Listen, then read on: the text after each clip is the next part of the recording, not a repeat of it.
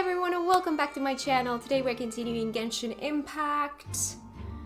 So, we are in the middle of a murder mystery. So, first things first, I don't know if you guys noticed that for the past week or two, there has been a bit more gap between my uploads than there is usually. And that is because we were experiencing a heat wave here, and while it was beautiful outside, it was 27 outside, that's perfect, I love that temperature, it's so beautiful. It meant that the temperatures inside were unbearable because I live in a Nordic country where it's most of the time cold. So the buildings in here are designed to trap heat. They are designed to keep the heat in and let it pile up and not let it out. So when it is 27 outside for a couple of weeks, it ends up being more like 37 inside and you can't get the heat out. So I have not been able to record in about almost 2 weeks. So that's why I was kind of sprinkling my videos that I had already recorded or streamed, and that's why there were a little bit more gaps. But the heat wave is gone. My temperature here it's still hot in here, but it's nowhere near what it was before, so we are back to recording. Now, shall we do some murder mysterying? So last time we met a new character, which I was not in the right mindset when I was going through that cutscene. I can't remember her name anymore. But maybe it'll come back to me. Navia! That's right! The Navia, the line. Yes, Navia. That's that. Thank you. That's what it was. Alright, so anyways. Murder mysterying. We need to look for clues inside the opera house. Can I see a map? Well, this map is not gonna help me. Okay. So, let's start with here then. Hi. Quest area reached. Wait. Again, it's been a while. What the heck was I supposed to do? Well, none of this is gonna be helpful for me. There was something specific. Oh, 2.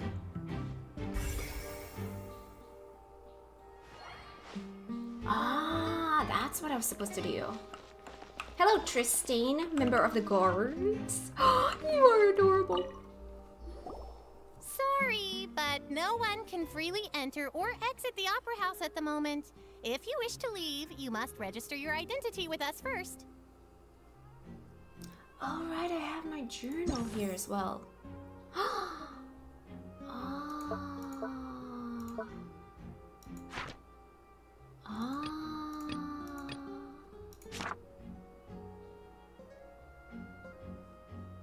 No, we're not leaving. We're representing Linny and Lynette as attorneys, so we're investigating the case. I'm sorry, I forgot about that. Paimon's smart look. I forgot about that. And wow. Okay. Paimon, you're so cute. Were you always guarding this entrance? Yes, after the Chief Justice gave the order, everyone coming in or out must undergo a strict inspection. So, the missing girl couldn't have left from here. At least, not from that point on. What about during the show? I doubt there was much opportunity then either. How can you be so sure? Well, because I was in charge of security near the entrance at that time. I couldn't see Linny's performance from here, which was quite a shame. Just my luck. But still, I did not abandon my post. And I stayed put no matter how loud the applause was. If someone had so much as even approached the door, I would have noticed it, let alone if they had tried to leave. We Melusines are good at that sort of thing, you know. Melusines? So, it's safe to say the girl couldn't have left through here. Alright, thank you for your help. This will be useful info. Entrances and exits to the opera house. No one left the opera house during the magic show, and after the incident happened, only those who had their identities cleared by the guards could leave. The one thing that I had in the journal, had I already read that? Case record. Okay, I want to check something. Whoever the murderer This one. was, They must have made Why would it be him? The performance would not have been visible from where the doors were guarded. If Paimon were on duty, she would have snuck back into the audience seating. Love it. Oh, so these are all the things that I can find. Investigation from the guards indicates that the fireworks launched at the tail end of the magic performance set the rope dangling the water tank alight, causing the tank to fall and kill Cowell, who was within it. It seems evident that Lainey is the likeliest user of the prop to commit a crime. However, the reason for the victim being Cowell and the reason for the person and Lainey's disappearance remain mysteries. So these are my 3 objectives, but in addition to that, I can find some new stuff if I go through some stuff with my 2. Oh, so I've done that. Shows it like that. Okay. How big of an area does it cover? Oh. You guys don't know anything about this? No. Okay. Let's see what we have upstairs.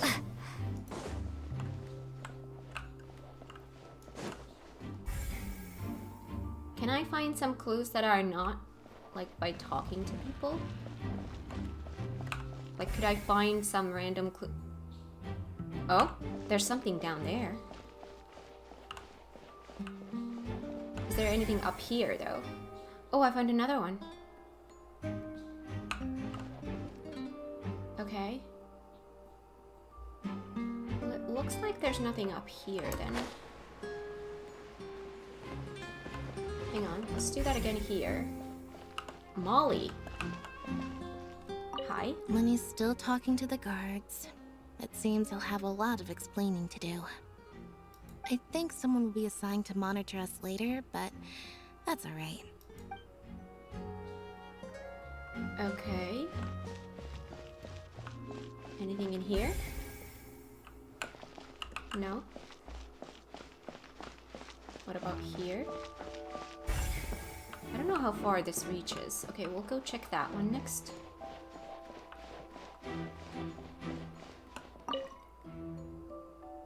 It looks like an ordinary box, but Linny somehow moved instantly from the stage to behind the inside of it. How did he do it?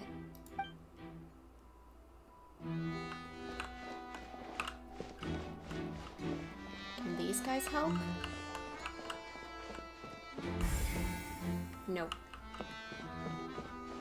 What about these guys? No. What about those ones?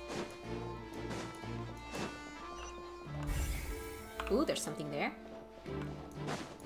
Oh, you. Esildor. Oh, let's see. I see that you're investigating the area. Well, it just so happens that I'm interested too. Oh. If you find any new and interesting leads, be sure to share them with me, alright?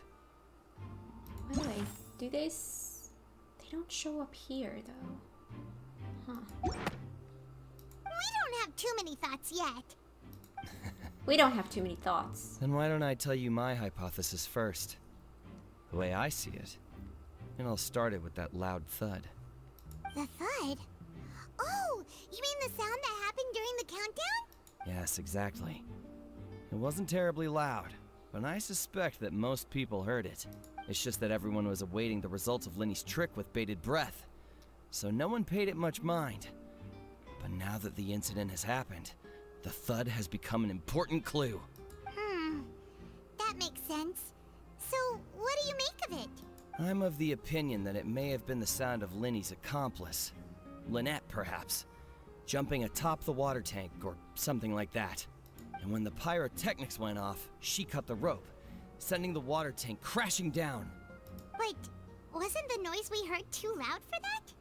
Perhaps the balance wasn't right, leading to a particularly rough landing. Then wouldn't the water tank have started to swing a bit in that case? Oh, that's true. I suppose I must reconsider. That does remind Paimon, though. What was with that sound? Strange sound during the magic show. During the switching performance, there was an audible thump, that many audience members heard. Okay.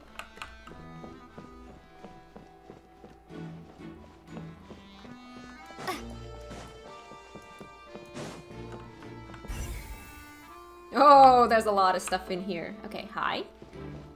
Maurice. Hello there. What are you investigating?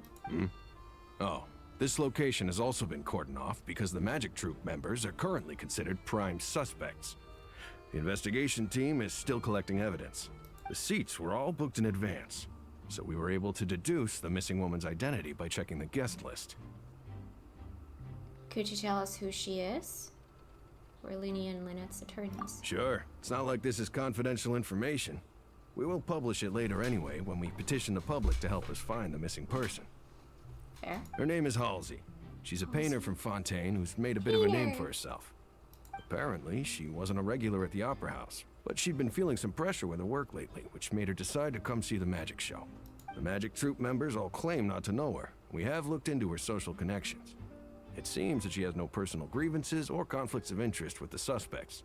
Simply put, she wasn't related to the Magic Troop at all, which matches the features of the previous serial disappearances. Were the victims of previous cases also chosen at random?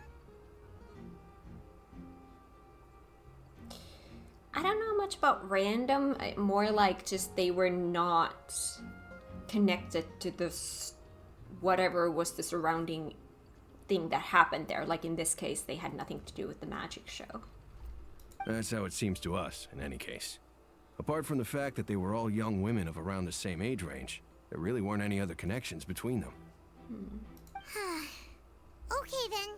Thanks for letting us know all this. No need to be so formal. If you do happen to see the missing girl, please be sure to contact us. It is of Will do. utmost importance that we get to the bottom of these disappearances. Information about the missing lady's identity. Halsey is the missing person. She's a famous painter and came to watch the magic show in order to take a break from her own creative work. She isn't known to have been entangled in quarrels with any of the members of Linny's magic troupe.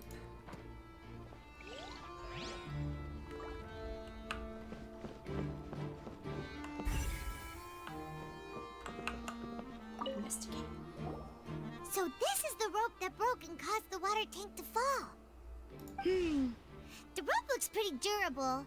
How can it be burned through so quickly by fireworks? So either Linny didn't realize this was a safety concern, or... Why are you suddenly so serious, Traveler? I'm just looking at where the rope snapped. Whoa. Look! This bit is made from different material! Most of it was burned away, but there's still a little bit of it left. Seems to be flammable, like a type of flash cotton. So if a rope meant to hold something was made with that kind of material in it, then that means... It was meant to happen. Wait! Why don't you write all this down? Let's take notes! Special rope. This rope was used to suspend the water tank.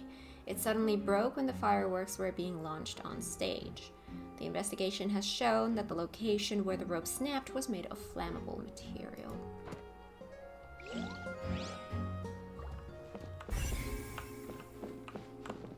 White line. This is where the magic box was struck. If Cowl weren't inside the box at the moment, he might have dodged the falling water tank.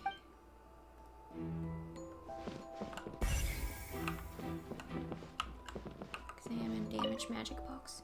The broken magic box was left on the scene after the guards completed their investigation. Looking at it now, the water tank must have struck it really hard.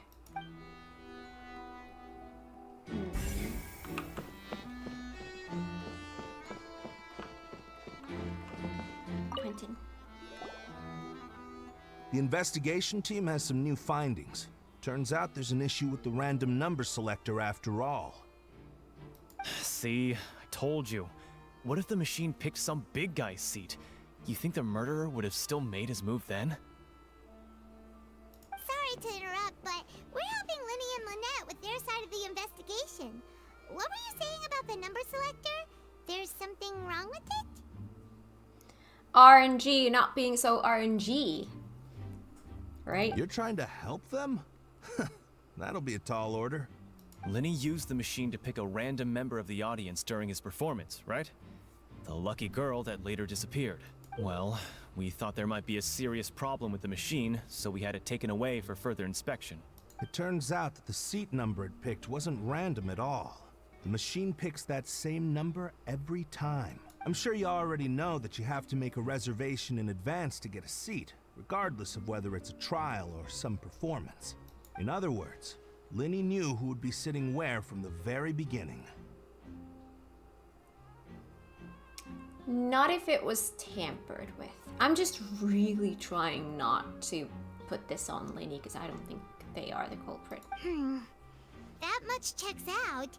Lenny reserved our seats for us too. Bet you see why I was saying it'd be tough to make a case for Lenny. Thanks, sorry to bother you. Even though it's bad for Lenny's case, Paimon had better write it down. Random number selector. This device was used during Lenny's magic performance to choose a lucky number of the audience. However, the guards have found that it will generate the exact same number no matter what. Clearly, someone has tampered with it. Exactly. We've checked everything of note here at the performance venue. Paimon wonders how Lenny's discussion with the guards is going. Let's go see, shall we? Ooh, things are getting interesting, huh? We're about to see how magic is made. How many things do I still have in my, Why would in it here? be him? How strange. Oh yeah, she has new dialogue here. No wonder the serial disappearances never got solved. We all heard that noise, didn't we? Whoever the murderer was, they must have made preparations well beforehand. This rope was obviously tampered with. People needed to register and reserve a seat for the show. That, combined with this number selector, could allow you to pick a young lady instead of some old fogey. Fogey? What's a fogey? There are still so many question marks. Where do I find these? Do I have to find them before I move forward? Whirling snow. Well, never mind. I can't do that anymore. That's not the two I wanted. Oh, am I not gonna get the rest? I should have gotten them before,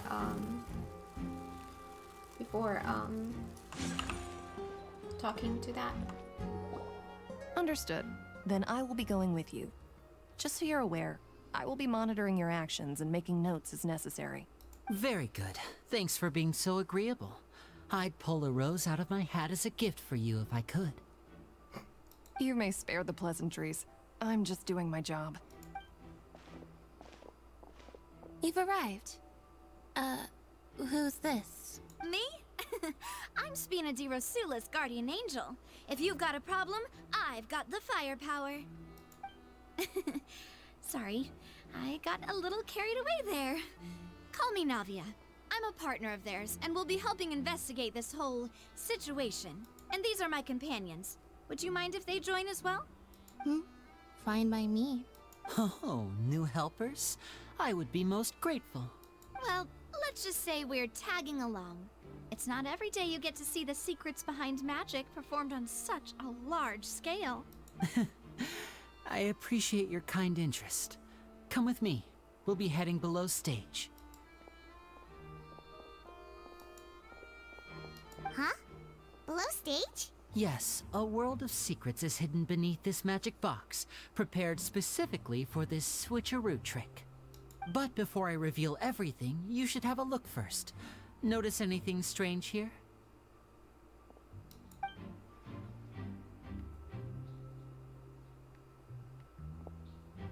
I'm not trying to be dramatic. Remembering the details of a trick will help you understand the methods used to perform it more easily. Huh.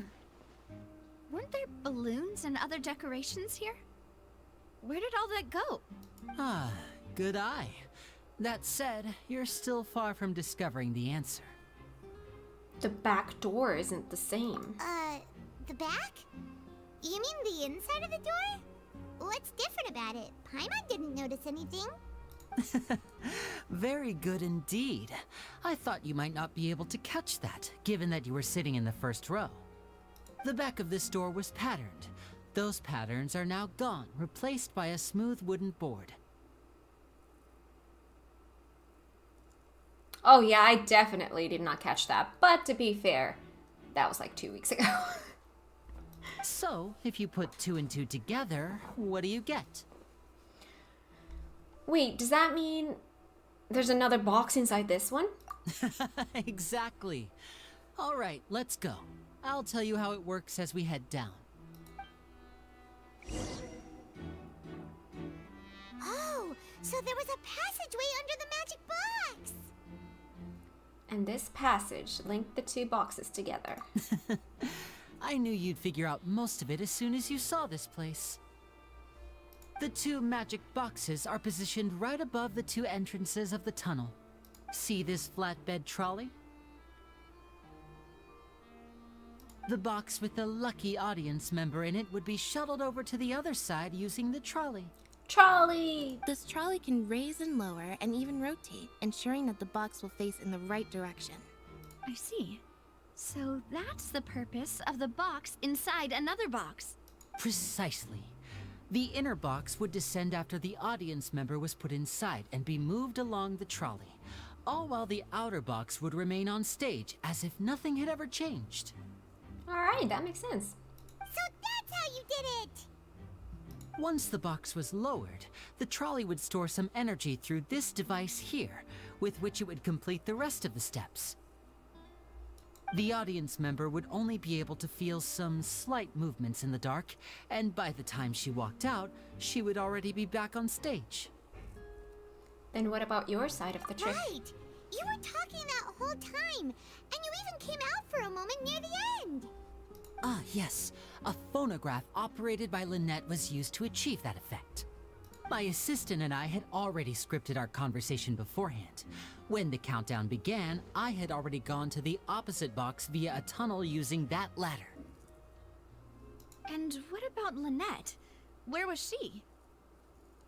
I was in the mezzanine space in the back of the box.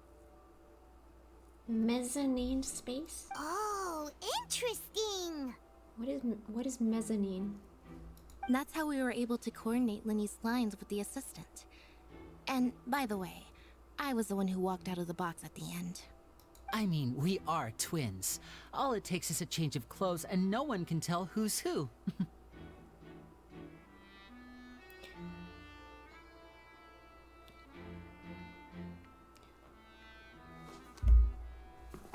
Are you telling me that your clothes will change your physical anatomy? Are we not gonna talk about the fact that you have human ears and the other one has cat ears?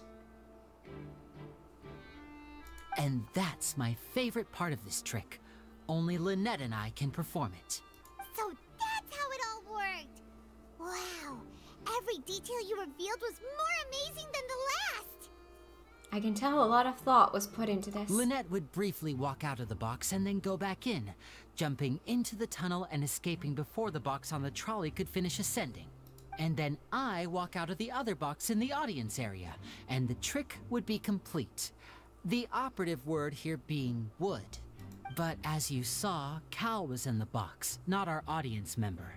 She, on the other hand, mysteriously vanished. We really don't know how that happened. If not for that interlude, this would have been an astonishing trick. I probably never would have figured out how you pulled it off. And yet, to think that someone was able to use this magic trick to commit a crime. Could we have a look around? I think we can come up with some more leads. This is the scene of the crime, so Linny and Lynette are not permitted to stay here. I'll escort them back up. Yes, of course. No need to be so strict now. I won't disappear into thin air, you know. Thanks, everyone. We're counting on you. The magic trick. Linny gave a detailed account of how the trick was supposed to work. By using a box inside a box, the idea was for the box containing the audience member to be transported across via a tunnel underneath, and Linny himself would also use this tunnel to get to the other side. Meanwhile, having changed her outfit, Lynette and her assistant would take charge of on-stage interactions. On-stage magic box structure. The magic box on stage has an additional layer to its rear in which Lynette and Linny's clothes remain hidden. She would appear at the end of the magic trick and lead people to believe that Linny had been able to instantly move to the box on the other side. Audience side magic box structure. The magic box at the center of the audience stands has 2 layers, and beneath it is an entrance to an underground tunnel. This was how the lucky audience member was meant to have been transported without the audience noticing.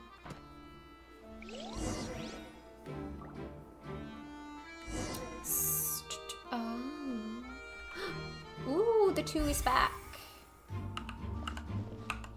Examine. A ladder is required in order to return to the magic box above.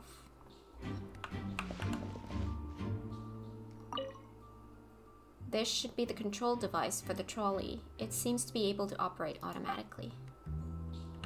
We have more stuff here. There's a hook. What's this? Looks like a hook tied to the end of a rope. Huh? There's all kinds of odds and ends here. Linny didn't mention this earlier. Perhaps it was a prop for a different trick. But why would it have been left here?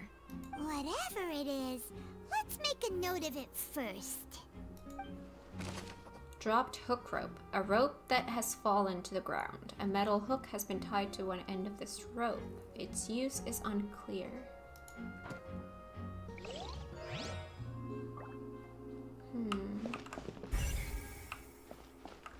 Vase. The floor is wet. Please be careful not to slip.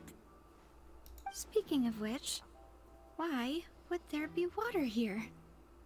Maybe it was for a trick? Oh, Paimon knows! It's one of those tricks where you pour water into a jug and then flip the jug over only for the water to disappear. And here's a broken vase. Huh. Did the trolley knock it down while moving? That can't be. The trolley moves along tracks from start to finish. It couldn't have hit the vase at this distance. Unless it was moved away from the track, maybe using the hook. Let's note this down too and think about it later. Broken flower vase. There are many pieces of a broken flower vase on the side of the tunnel, on one side of the tunnel. All the water within has been spilled. Judging from the distance, it seems unlikely that it was knocked over by the trolley meant to transport the magic box. Maybe there's a fight here. Maybe the girl was trying to... Oh, that's a pretty dress. Oh, these are the clothes that the lady chosen from the audience was wearing, right? Would not be able to tell you. Again, it's been 2 weeks. Her clothes are here, but she's nowhere to be found. Linny didn't mention the guest having a wardrobe change. Right. And do you really need to do that if you're kidnapping them? That's true. Why would they change to make her unrecognizable? Change her into different clothing to make her more unrecognizable? Ugh, this is so confusing. Paimon doesn't want to be a detective anymore.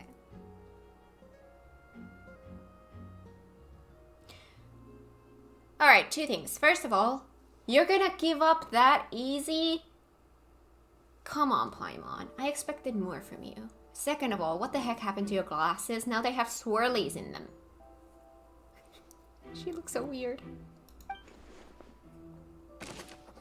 Young lady's clothes. The clothes belonging to Halsey, the lady who went missing, were found in the tunnel. The reason for this remains unknown.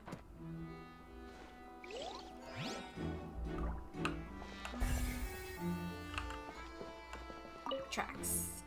High precision is required to complete this magic show, and tracks are perfect for making the trolley stay on its designated course.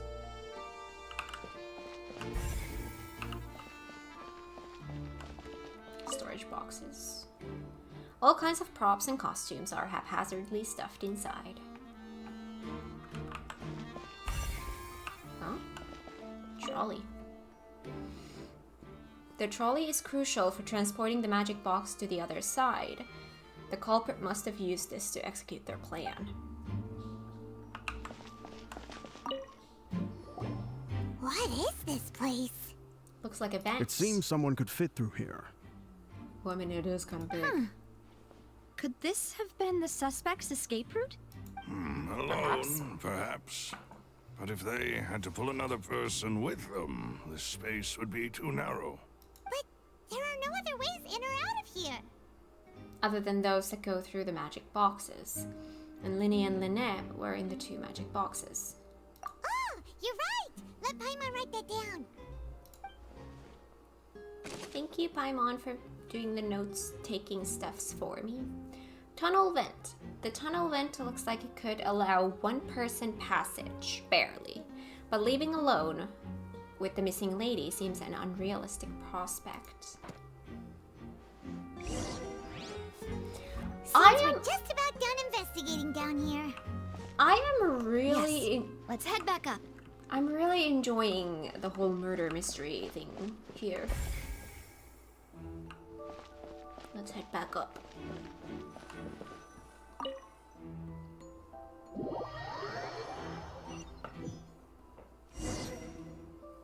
Well, we've ascertained the state of the crime scene. Let's find a place to sort out our findings once Malus returns. Seems to me that there are several things that don't add up here. Apologies for the wait, demoiselle. So, what did the guards say? Did the criminal escape through the vent? They believe the odds of that are very low, since the vent leads to the Opera House's basement. The guards have checked the area carefully. No one left through the basement during the performance or after the incident, and no one was found hiding there.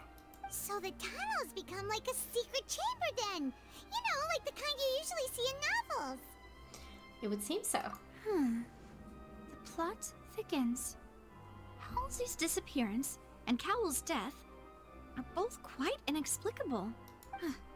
No wonder Farina was so confident in her accusation. All the current evidence points toward Linny and Lynette. How? Can't you see that this is clearly orchestrated by someone else? In other words, the charges are very likely to be upheld unless we make some considerable progress. Charges and then trial. So if the charges are upheld, they'll announce a sentence? Now the swirlies are gone. Are they like curtains? She can pull them like up and down? That's right. This is how a trial goes in the Opera House. During the proceedings, the Chief Justice and the Oratrice will hear statements from both sides. The Oratrice will too? That's right. This is how indemnitium is produced.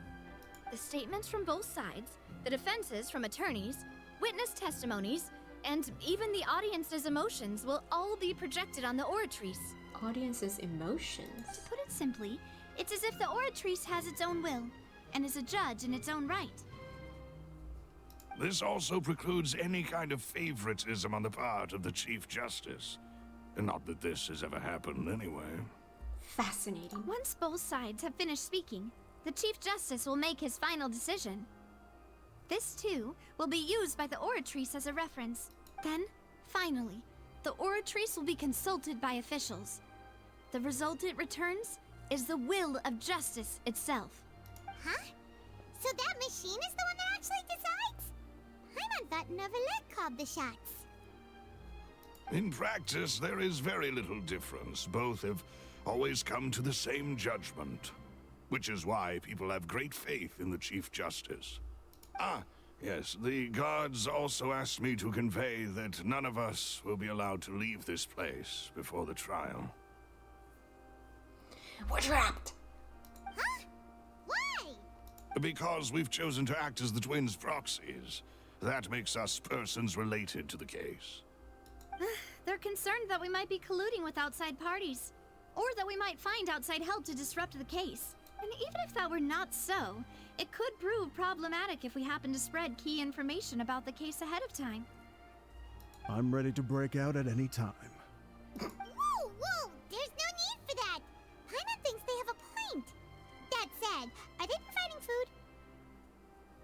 Priorities. Of course. I just hope you don't mind the lack of options. I'm afraid that catering to all tastes is not in the cards, nor is any guarantee of balanced nutrition. Now's not the time to be picky. In that case, let's just sort out our findings together here. Pity. I was hoping to take you to try some of Fontaine's famous desserts, too.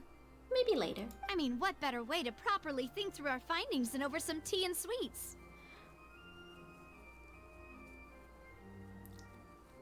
Switch the tea for coffee and we're good. Huh. Breaking out suddenly doesn't seem like such a bad idea after all. Paimon! Just kidding! Just kidding! Paimon will still do her best, even if there are no snacks. Good girl. What do you mean, no snacks? Of course we'll have snacks. If we cannot buy some, then we'll simply make some. Huh? Here? But how? There's a kitchen? Understood, Demoiselle. Everyone, please come with me. Follow the food.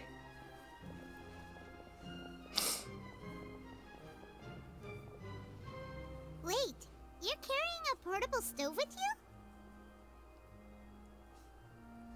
you? Yes, I must be prepared to meet the Demoiselle's baking needs whenever the fancy strikes her. How are these people not fat? I have eggs, sugar, and almonds at the ready. Good work, you two. Then I'll get to it. Please sit tight for a moment. You'll get to taste my awesome snack soon enough. But also, I love that she loves to bake. These three are quite the interesting group. Must be a Spina di Rosula thing. Navia methodically handles the ingredients and pulls fresh macaroons. And Paimon thought it smelled good while it was still in the oven! Oh, it's even better now. Paimon can't stop drooling. I can't. I'm not drooling. From the way you had these two guys carrying all that stuff around, Paimon thought you'd have them do more during the baking process. But you ended up doing the entire thing by yourself. Beating the egg whites, grinding almonds, everything. I was applauding. And I was giving encouraging smiles. I love that. It's the emotional support. That's not quite what Paimon meant, but okay. Paimon was just thinking. Aren't you worried about getting your fancy dress dirty, beating egg whites and baking like this? Well, I don't think it's carved in stone anywhere that fancy ladies can only read books, sip tea, ride horses, and play the piano. I just really enjoy making snacks. Don't underestimate beating egg whites, by the way. It's a real arm workout. You also need to beat them to just the right consistency, or your macarons will crack. Anyway, give these a try, fresh out of the oven. There's 3 for each of us. Only 3? Can I get 3 as well? Well, eating too many sweet treats might send all that sugar to your head. You wouldn't be able to think clearly about the case on a sugar rush, would you? Tea is ready to be served as well. This is Demoiselle's favorite, strong black tea with a floral fragrance that clears the mind and lifts the spirit. Thank you. Why don't you take a break as well? No need for concern. I'm merely doing as I should. Gotcha. All right then. Down to business. As Paimon mentioned previously, the tunnel seems to be something of a secret chamber. However, we can assume that Linny and Lynette were not alone within it. Some criminal also occupied its sealed confines. The magician twins could have committed the crimes, of course, but they lack any logical motive. Exactly! Why would they do such a thing right when everyone was watching? So apart from the twins, we're left with 2 other people, the missing girl and the deceased. The flower vase and the thud we heard during the performance could indicate some altercation between Halsey and the criminal in the tunnel.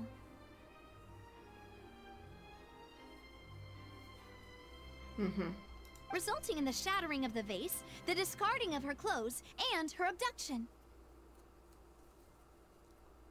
Why did they dress Perhaps the though? criminal thought that since she was chosen from the crowd, she would be too easy to identify if she was still wearing the same clothes.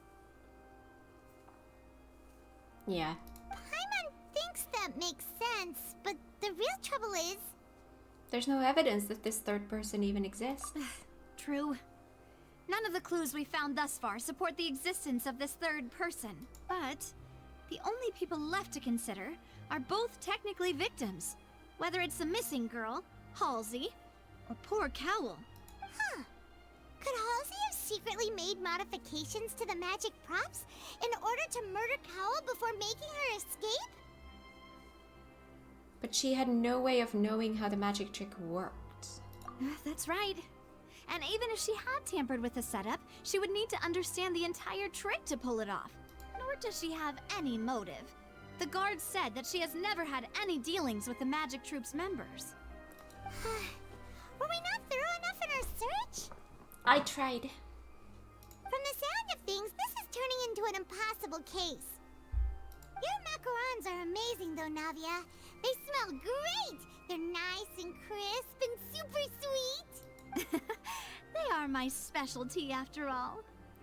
And I see you've already had 5 of them. What? 5? Oh, that can't be right. Paimon only counted 3, honest! Please don't worry about it. At my age, a few less sweets might actually be a good thing. No! Being greedy is one thing, but Paimon knows how to count. Besides, Paimon knows that if she ate too many, then others wouldn't have enough. It's fine. If you ate them, you ate them. Oh, it's fine. Everyone knows how much you love eating. Wait! Even you don't believe Paimon? How could you? Well, I mean, it's food. If Paimon ate those 2 extra macarons, then may they turn into stone in her stomach! All right, we get it. Well, I suppose one of us might have gotten too engrossed in our chat and eaten them by mistake. No big deal. Maloose, set up the stove again if you would. Huh? What are you doing? More snacks. Making sure everyone gets 3 macarons, of course. Oh, there's really no need to do that. Exactly. We don't want to trouble you. As you wish, demoiselle. And I have the egg, sugar, and almonds. At the ready. Well, this really is your hobby, huh?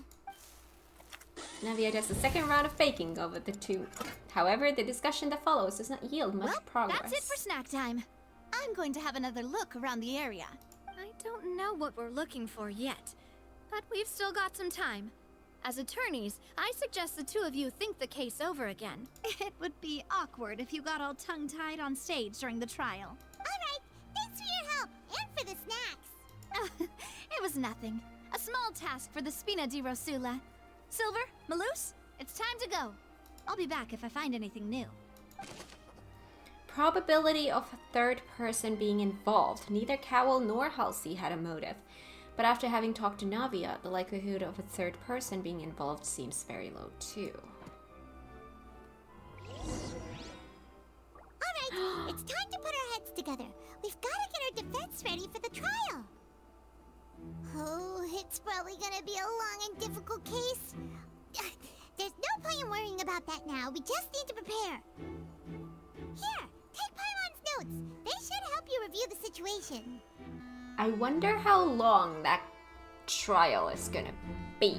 Is it gonna be like an hour, hour and a half kind of thing? Do I want to go into that, or do I just want to explore the rest of the...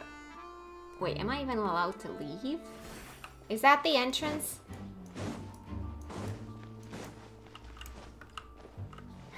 Let me out! Let me out! I think we're gonna have to do it.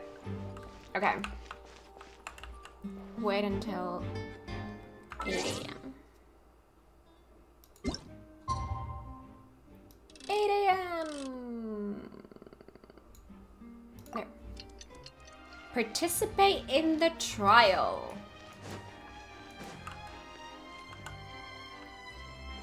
I should have really had my coffee for this. Here we go. What do we do? The whole situation is so confusing. I do have some thoughts, but let's take things step by The step. plan. Impossible things don't just happen. We'll get to the truth one way or another. You guys can't see this, but I'm really glad that they have this in the corner where my face is blocking it, that I can review these. By the way, let's just click these. Wait, there's stuff missing from the tunnel? Did I miss stuff, or is this like, we don't have all the information yet? Alright, cool. Yeah, I really love it that I have access to it during a cutscene, so if there's some dialogue piece that makes me question about something, I can just quickly check something and, you know. Good plan. Just relax. Even if everyone else suspects Lenny and Lynette, at least we will be supporting them from the stands. Besides, I doubt Farina understands any more about what happened than we do. Let me sit in a more comfy way, if this is gonna take a while. Thanks, Navia. Well, we'll be going then. Best of luck to you.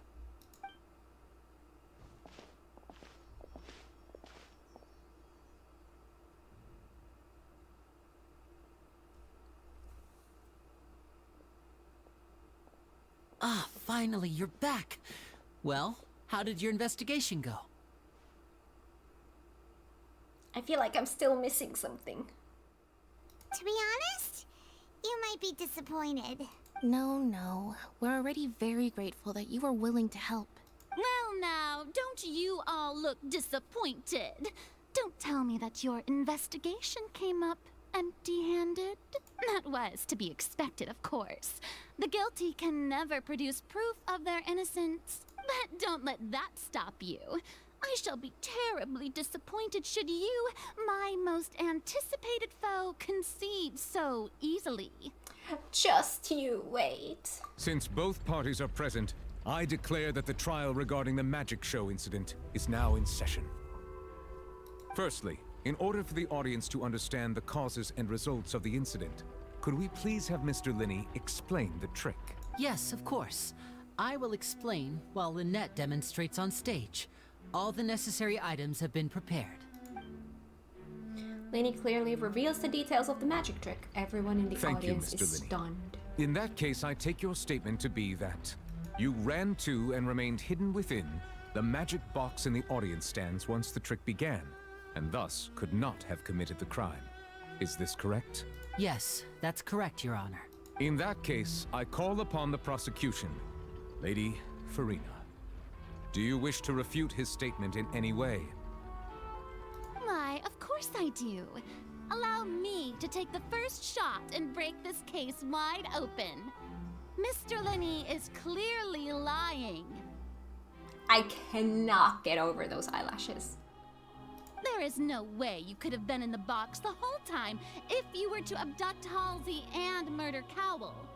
In fact, I'd say you were hardly in that tunnel at all. That is simply your hypothesis based on the presumption that I'm guilty. Oh, is that so? And if I may ask, what did you hear while you were inside your box? The roaring countdown of the crowd, of course. That's how I kept track of the time and built anticipation for the finale. And you didn't hear anything else at all? Nothing that might leave an impression of any kind? No, nothing. We haven't really had, have we had any scenes that have like this kind of a cut where you have like two shots? And I can't remember. If we have, then it's not something that happens often. I see. But when the count reached 30 seconds or so, there was a thud. One so loud that I believe practically everyone heard it. Huh? Hey, hang on. Something's not right here.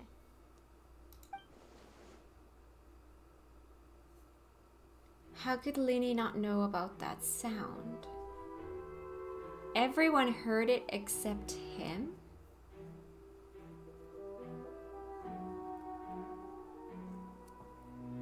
Yeah, I'm sure he could have heard a noise that loud from inside the box. I was right by the box and I definitely heard the thud.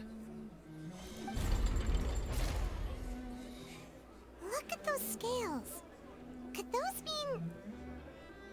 They probably represent the arteries that stand on the trial. Well then, ladies and gentlemen, allow me to use the words of the magician himself.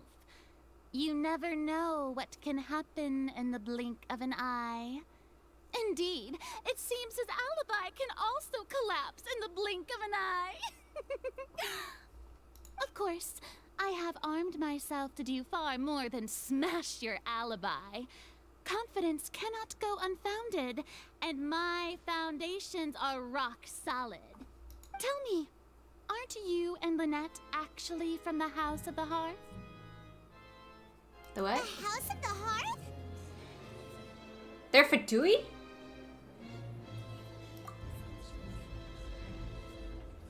No wonder they did something like this. So the serial disappearances were the Fatui's doing. Now it all makes sense. I've got a feeling that what happened on stage probably wasn't just an accident. That's irrelevant. Our identities have nothing to do with what happened. Indeed. Then perhaps you could tell us everything that happened during that 1 minute. Your first priority is to prove yourself innocent after all. I'm sure there is little that needs to be kept secret now. Unless your script already has holes in it. The Outlander is speechless. My, oh my, don't they look flabbergasted? Now comes the infighting and discord, I suppose. This was almost too easy. Good thing I made all those preparations. Seems the all-nighter I pulled last night is really paying off. Hey, Linny! Why didn't you tell us this before? Linny and Lynette are Fatui. Order! Order! Mr. Linney, allow me to re-establish the facts. Lady Farina has raised 2 points. First, when the thud was heard in the Opera House, you were neither in the box nor the tunnel. Second, you and Ms. Lynette are both members of the House of the Hearth. Are these claims true?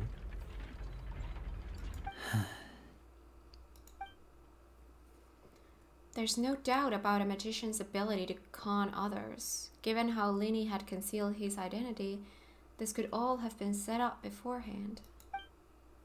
Plus, Child is here in Fontaine along with other house operatives. There must be some scheme at work here.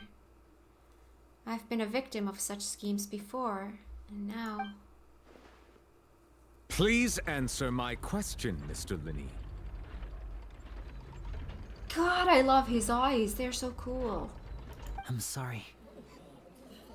Yes, they're true, Your Honor. I knew it! Well, that's it. We might as well move on to the sentencing already. What should we do now? Permission to speak, Your Honor. Granted. My client has withheld some key information. My defense cannot proceed. In that case, what is your request? I request a brief adjournment. There are things that must be discussed. Is that really necessary?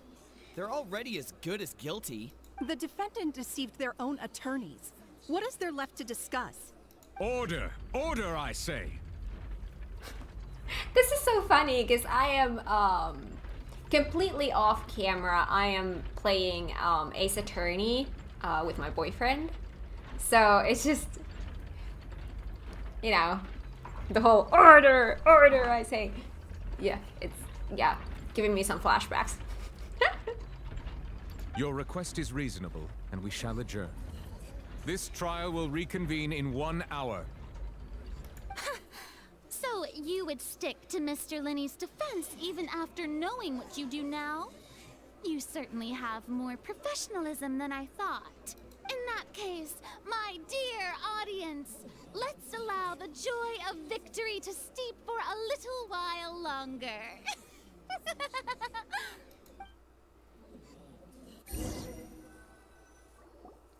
While the court is adjourned, you meet with Linny and Lynette backstage in the Opera House.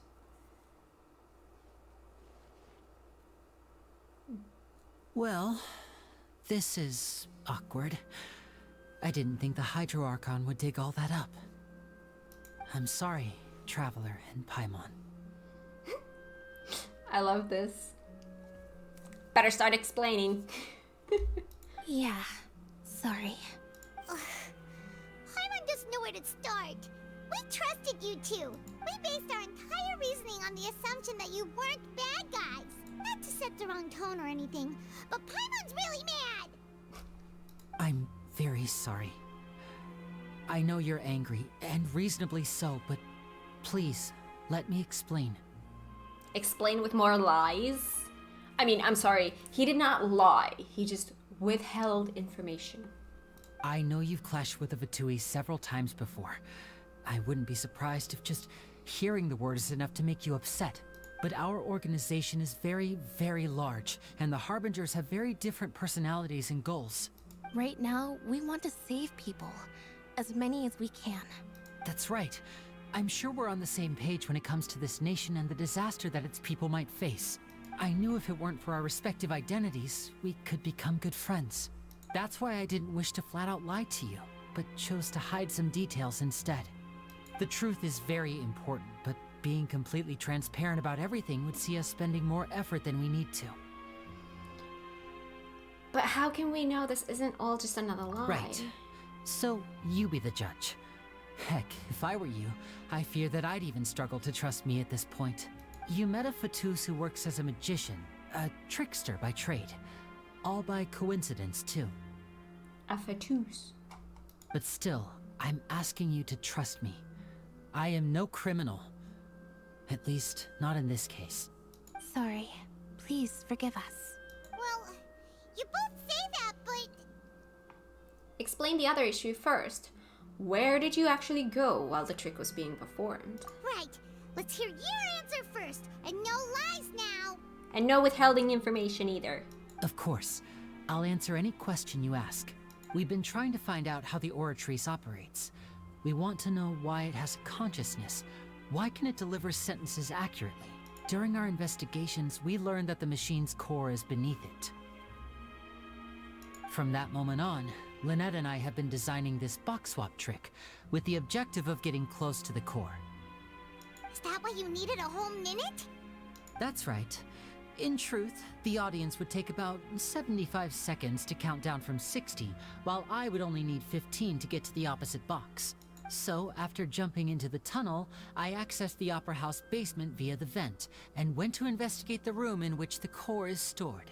That air vent was created during the construction of the tunnel specifically to execute this step.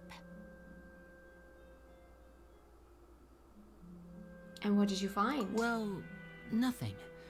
As soon as I reached that room and was about to investigate, I heard someone's voice. Which should have been impossible, of course. I was quite certain that I was the only one in the room. That voice seemed to recognize me and tried to speak to me. I chose to err on the side of caution and retreated the way I came. On the way back, I saw the broken vase and the clothes on the ground, but the countdown was almost finished, so there wasn't time to give it any thought. After that, the homicide occurred just as you saw. Well, that explains why you didn't hear the thud. But why do you want to understand how the Oratrice operates? Because of that prophecy I told you about, of course. We must know all we can about this nation's secrets in order to deal with that prophesized crisis. This is so interesting. The whole storyline and storylines that we have here so far, they're so interesting. I really like it. That's the only way we can save everyone. So, there you have it. The whole truth. I swear, I didn't hide anything from you this time. It was never my wish to proceed under this cloud of mistrust either. But like I said earlier, you can be the judge. If you want to leave because you don't trust the Fatui, there's nothing I can do to stop you. Well, Traveler, you decide. Paimon will follow your lead however you choose. I believe in the facts. I will defend you from these charges. I believe that judgment will be dispensed as it should. Okay, thank you. Thanks for giving us a chance. The current problem is that the scales are tipped pretty badly against you two. If we want to refute the Hydro Archon's accusations, we're gonna need a seriously watertight defense. Actually, we already have the key evidence we need. Huh? The adjournment's almost over. Let's go back. Oh, Paimon thinks she gets what you mean.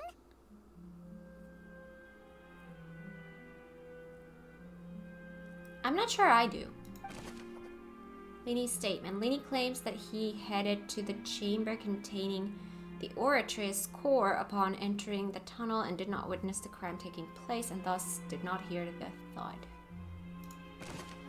The voice in the Oratrice core chamber. Lini claims to have heard a mysterious voice within the chamber that houses the Oratrice core within the Opera House's underground structures.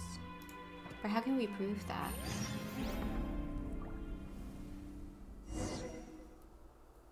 Mutual security.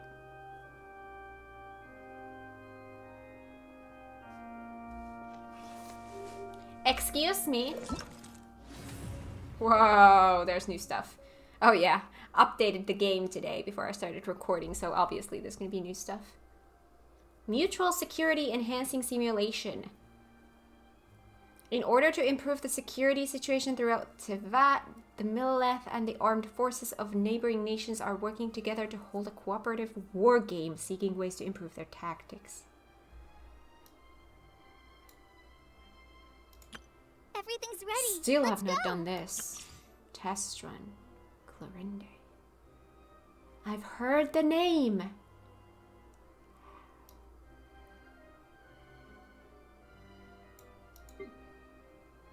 Sethos. Never seen you in my life. I love the eyes. The green, yellow. Oh, beautiful. Bedtime story. I'm not far enough in the main story yet. Our conquest unlocked. Our conquest. So this is here to stay. Oh, okay, okay. Cool. Gotcha. New stuffs. Continue taking... Let's risk it. This is gonna be a long one.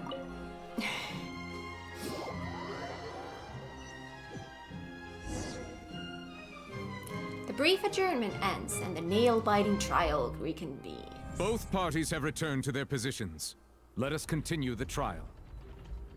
When last we left off, Mr. Lini acknowledged the new evidence presented by Lady Farina as fact. Therefore, Lady Farina may continue stating her reconstruction of the events. When last we left off, Mr. Lini acknowledged the new evidence presented. Yeah. Got it. That took long enough. Now then, if everyone would lend me their attention. Sometimes I feel like my brain is not processing the words at the pace that the words are coming out of their mouth. So I need to go back and kind of reread. At this stage, let's revisit that scene from Lini's perspective. Based on the opposition's account on events, you can identify loopholes in their statement. Use evidence and clues obtained during the investigation to refute any erroneous assertions of fact and replace them with new inferences.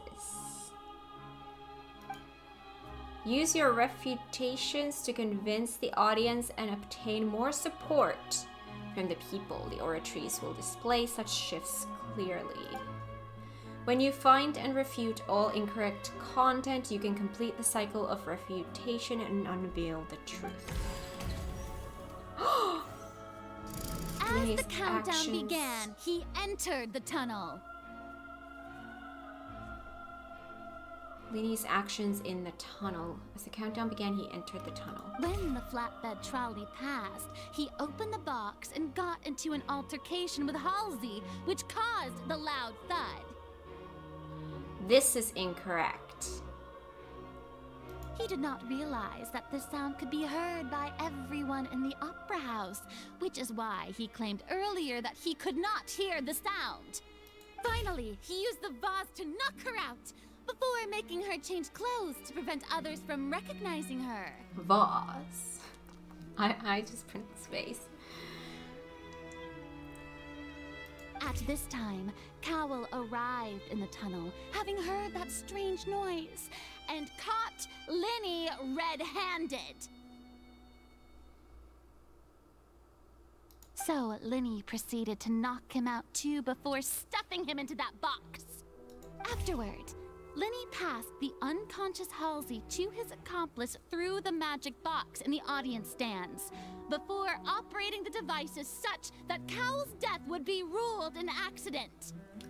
Need to reread. Afterward, Linny passed the unconscious Halsey to his accomplice through the magic box in the audience stands before operating the devices such as...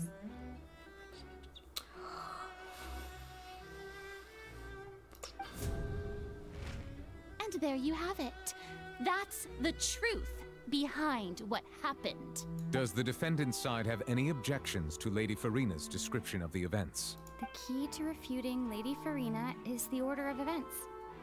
What Linny experienced and what he saw.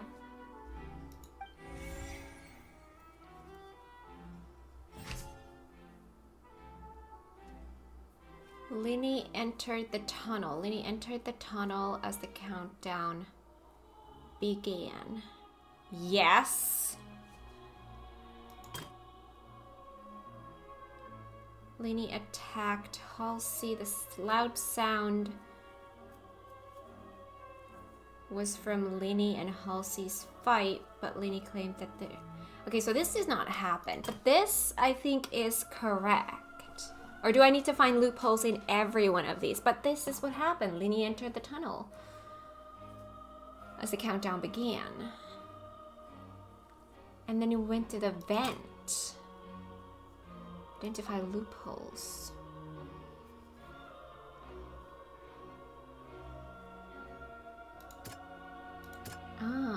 Linny claims that he headed to the chamber containing the Oratrice core upon entering the tunnel and did not witness the crime taking place and thus did not hear the thought. No one left during the magic zone. Yeah, this one.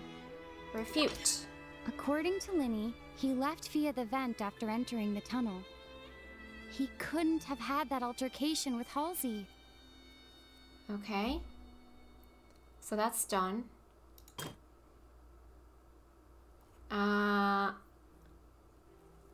Linny kidnapped Halsey.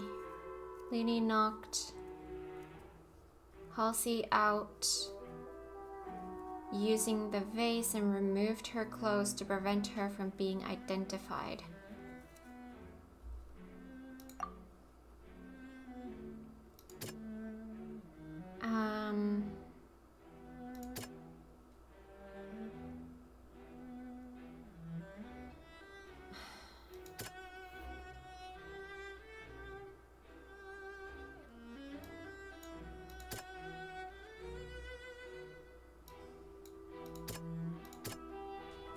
I mean, this is what happened next.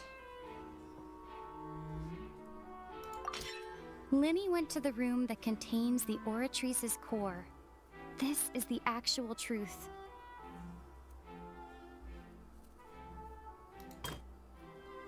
Linny knocked Cowell out. Cowell walked in on Linny, so the latter knocked him out with the vase, leading to the victim's death.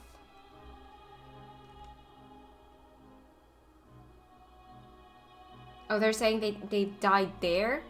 The existing evidence indicates that when Linny returned to the tunnel, the crime had already taken place and all Linny saw was...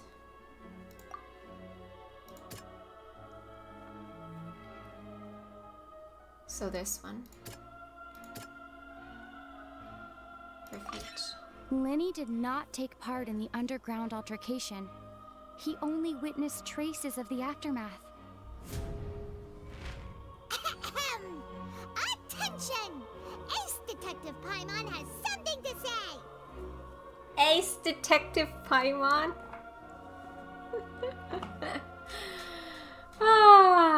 Okay. When the countdown started, started, Lenny did indeed go into the tunnel. But he immediately used a vent to access the Opera House basement, which is where the underground core of the Oratrice is stored. Once he reached that area, he heard a voice in what should have been an empty room. Since he felt something was amiss, he returned immediately. The crime scene had already developed by the time he reached the tunnel again. And in order to complete the magic trick, he did not remain there for any length of time. Finally, he reached the surface, and that was when the accident happened from his point of view. Therefore, he's innocent. She has so much confidence in her voice here.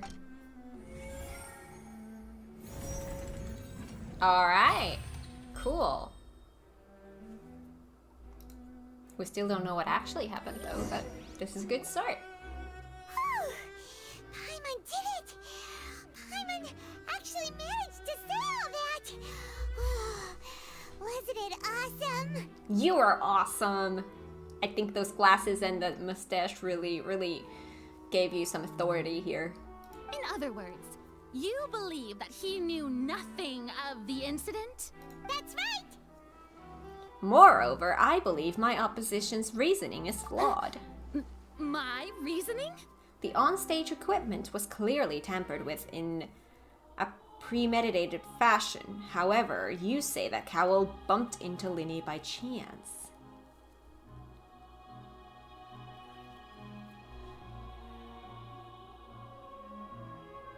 If that's the case, then if Cowell hadn't entered the tunnel, who was the entire setup meant to kill?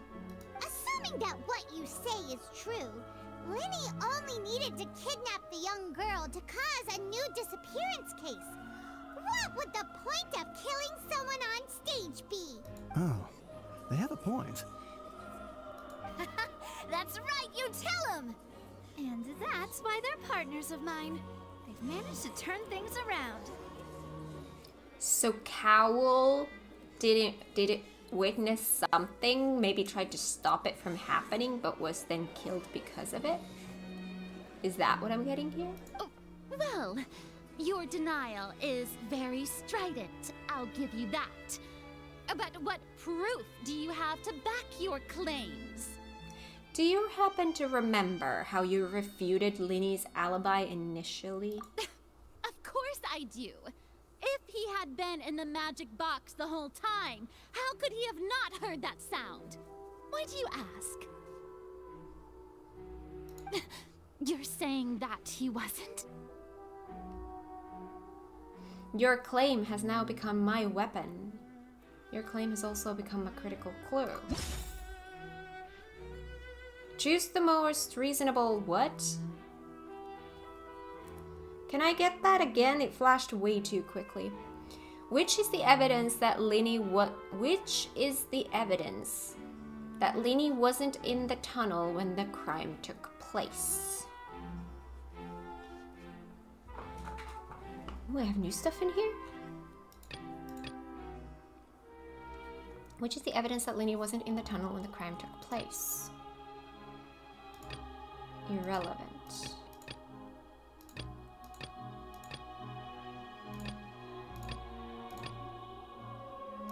Oh, so I only have 3 options. Halsey is the missing person. She's a famous painter, came to watch the magic show in order to take a break from her own creative work. She isn't known to have been entangled in quarrels with any of the members of Linny's magic troupe. I don't think this really proves anything. Strange sound during the magic show. During the switching performance, there's an audible thump that many audience members heard. This? No one left the opera house during the magic show, and after the incident happened, only those who had their identities cleared by the guards could leave. So the strange sound I'm getting. That's right! Linny wasn't in the box or in the tunnel. That's why he didn't hear anything strange during the performance. This means that when the crime happened, Linny had already entered the basement via the vent. The same clue clue you used to disprove his alibi has now become the best proof! How do you like that? Well played. To think you'd use such logic. Well then, if it Suck wasn't it. Linny who committed the crimes, then who was it? The murderer was... What? Select the gear icons in the interface to check the corresponding case questions. Select answers and fill all the empty gears to verify the correctness of your deduction. If you have made mistakes, you must make another selection from the remaining options. Once you have answered all the questions correctly, you can complete this logic chain. How did the culprit trigger the onstage accident? The guard's investigation report indicates that the fireworks released near the end of the show ignited and burned through the rope suspending the water tank above the stage. This caused the water tank to fall and kill Cowell in the box below.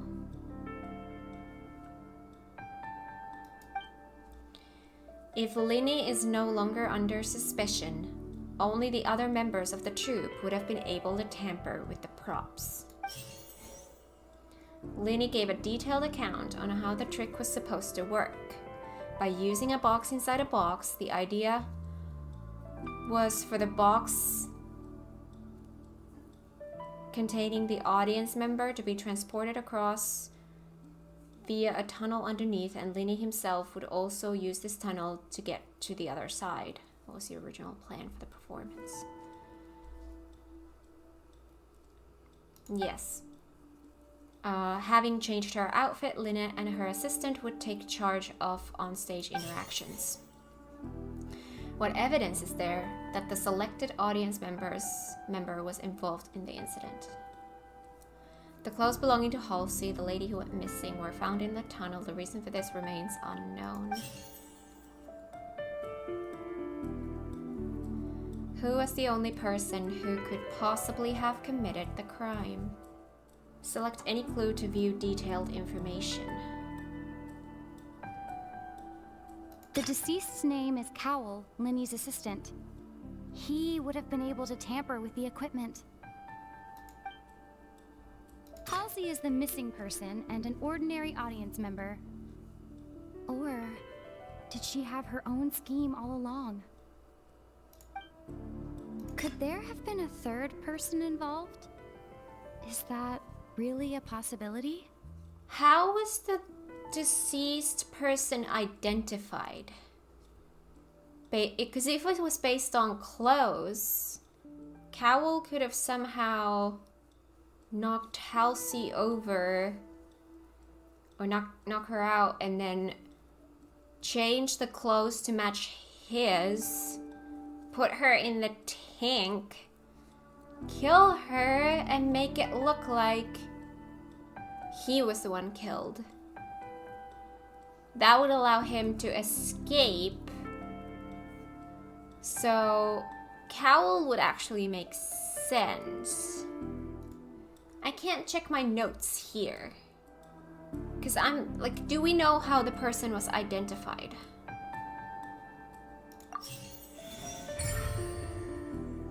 Hypothesis correct? Huh? That can't be right. Are you serious? The killer was, in fact, Cowell, the deceased! Oh, is that so? How interesting! Let's hear your reasoning then. What I must do next is recreate the truth. What Cowell did, and how he went from would-be perpetrator to victim. Here's a question though. Is Cowell the one who died?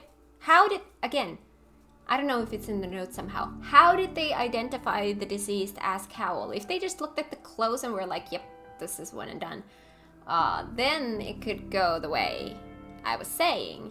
But if that person was identified like that actually is Cowl is the one who died, then how would have that gone? That would have been Halsey somehow doing self-defense there? I don't know. Whoa. Whoa. Wow. Okay.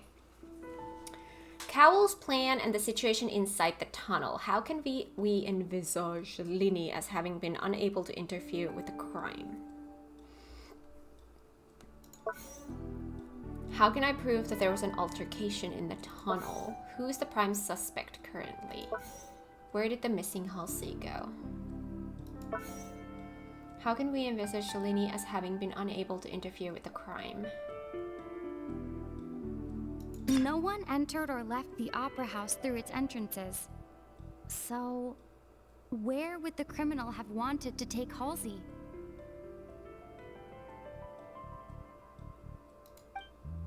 The deceased's name is Cowl, Linny's assistant. He would have been able to tamper with the equipment. These are the Halsey's same. clothing was in the tunnel. So, there must have been some fear that she would attract attention. The sound we heard may have come from a clash between the missing Halsey and the criminal. Linny was not in the tunnel at that moment, which gave our criminal ample time. It would have been tough for both people to fit into that vent. They would likely have bumped into Linny as well. Alright, so how can we envisage Linny as having been unable to interfere with the crime? Well, Linny because was not in the tunnel he was at that not there. moment, which gave our criminal ample time. So I'm gonna go this one for that. How can I prove that there was an altercation in the tunnel? No one entered or left the That's opera. that one. Altercation. The Was it this sound we one? heard may have come from a clash between the missing Halsey and the criminal. So that. Who is the prime suspect currently?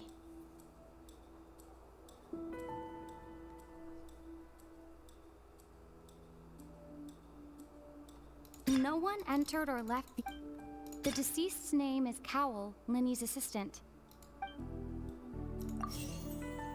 Where did the missing Halsey go? No one entered or left the opera house through its entrances. So, where would the criminal have wanted to take Halsey? Halsey's clothing was in the tunnel. So, there must have been some fear that she would attract attention.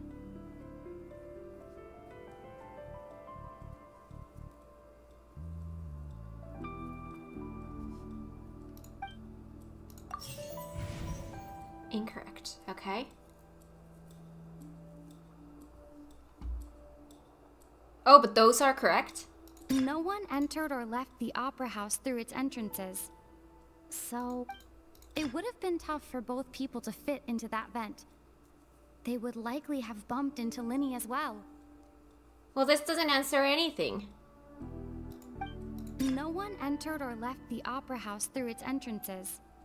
So, where would the criminal have wanted to take Halsey?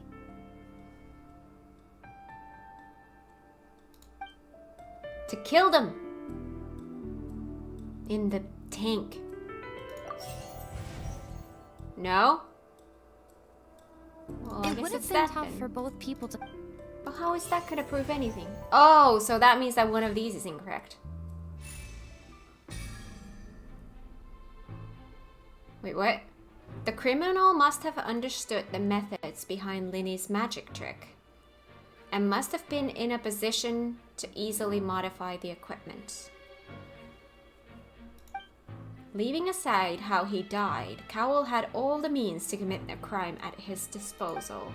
The strange noise could likely have been the sound of Cowl and Halsey struggling. Linny was not in the tunnel for 1 minute. This would have given time for Cowl to bring Halsey out of the magic box in the audience stands. But according to the guard's testimony, no one entered or left the opera house, so even if he had taken her, there'd be no means of exiting. Exiting from the box would have been in a full view of the audience, pretty much guaranteeing that they would be discovered. What's wrong, Traveler? Are you still having trouble figuring things out? Where in the world did Halsey go? Again, can we go to the fact that, can I get information how the identification was performed? I see how it is. So this was all just a bluff. And here I thought you had something to show for it. But it seems you're still far from the truth. Look, since we're at a dead end, why not consider a different track? Just like the trick as it transpired, the end result must have been utterly different from the magician's initial design. If only we knew how Halsey disappeared. Well, that would be nice, but the tunnel only has 3 exits, and none of them seem very likely. And it's not like this is a magic trick where you can just make a real live person disappear. You know, like you did from that water tank, Lynette. Escaping from the water tank. Could it have been the water? Excuse my interruption, dear opponents. But do you not see that the crowd is growing impatient? There is no greater sin in this opera house than an awkward delay in the performance.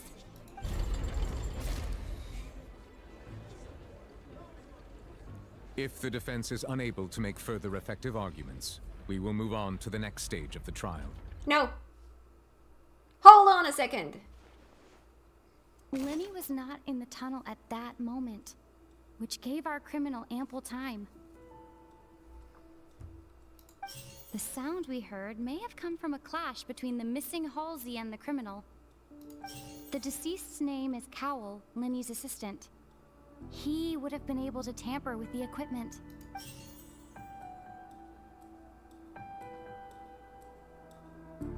The vase was not broken by chance.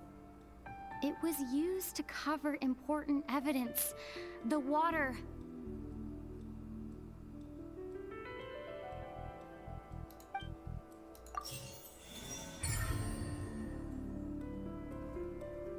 So there was no way to get it right there. Interesting. Paimon gets it! It all comes together if Halsey disappeared instead of being kidnapped. Lynette escaped from the water tank, vanishing gradually and leaving only clothes behind. If there's a similar method where a person could be transformed into water... Oh, just a moment, please. I do hope you know how preposterous you sound at the moment. How could a person ever be transformed into water? This is reality we're talking about here, not some magic trick. I request that we examine Cowell's personal effects. We might find something there. Must we really? I should think that of anyone. Your friend Linny already knows this truth very well. Magic tricks are ultimately just illusions and misdirection. But Halsey's disappearance is very real. We're talking about 2 completely different things. Even so, I trust the Traveler's judgment. Thank you. The truth must be out there somewhere. Perhaps some new line of reasoning may open if we try to gather all the focal points that don't make sense. Since Cal was the deceased, we haven't placed much attention on him. But given that we aren't making much progress with the case, it wouldn't hurt to have a look at his belongings, would it? People really do come up with all sorts of harebrained schemes when at the end of their rope.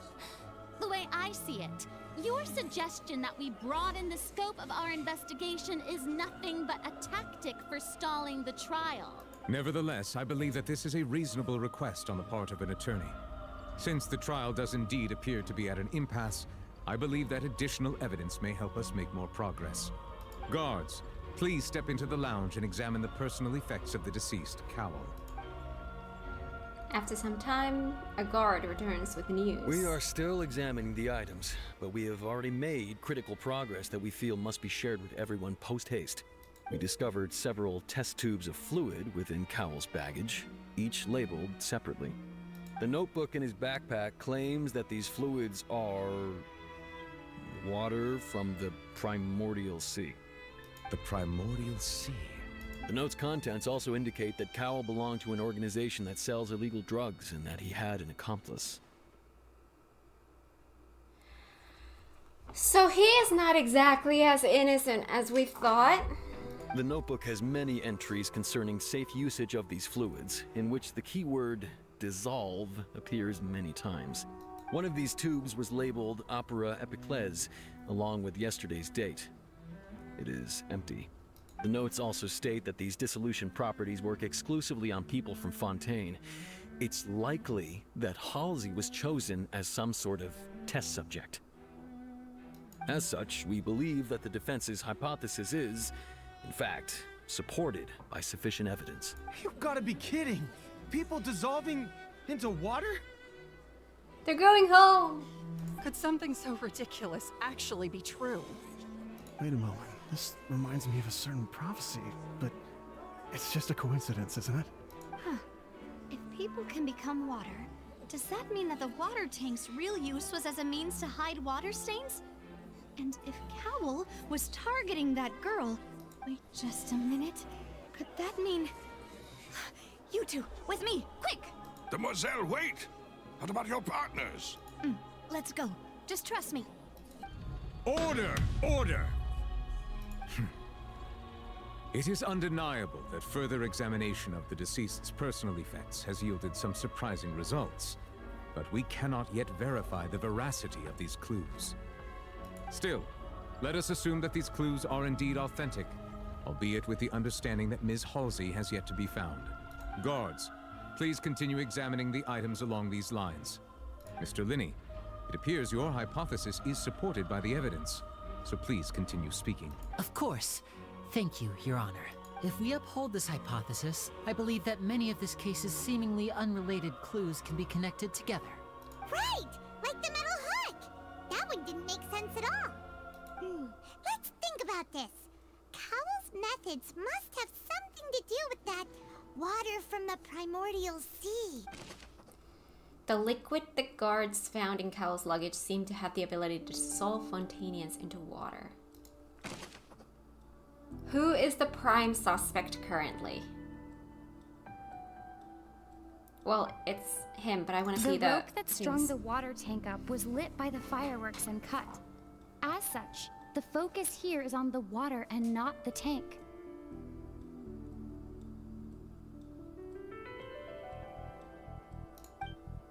The deceased's name is Cowell, Linny's assistant. Oh, that's the same. Now it seems like the hook rope was not meant for another magic trick, but was instead some form of triggering mechanism. The water from the primordial sea should already have been prepped before Halsey entered the magic box. Lynette was in the magic box on stage the entire time.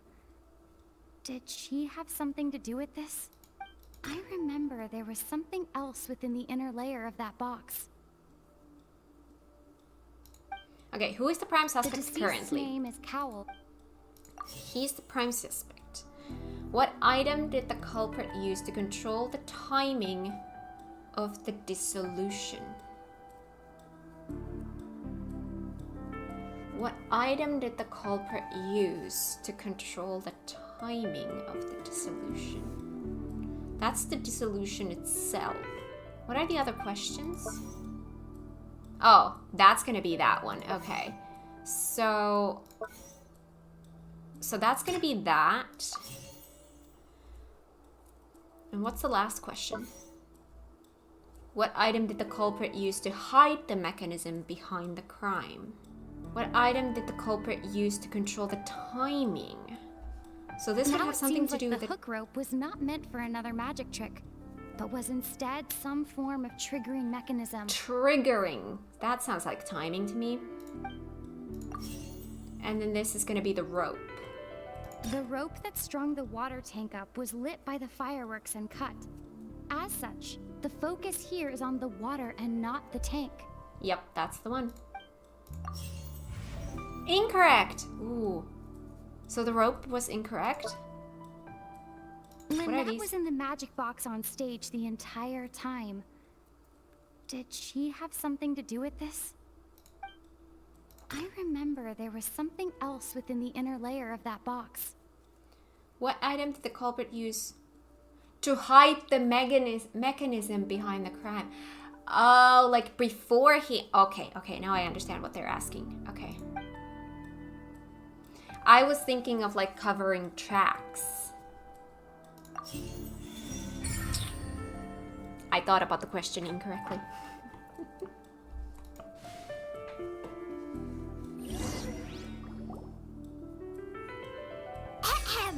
It's Ace Detective Paimon's time to shine again! Wow, that hurts my head.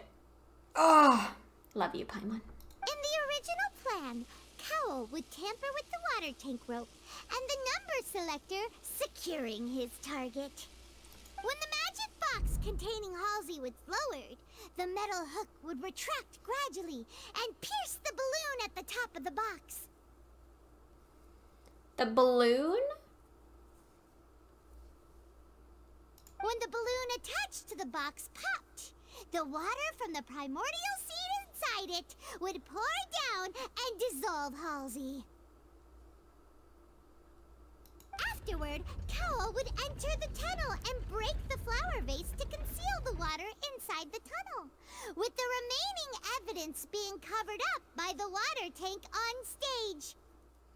Okay. But he encountered something unexpected in the tunnel and wound up being fatally hit by the same water tank he meant to use to cover his tracks. Huh. That does make sense.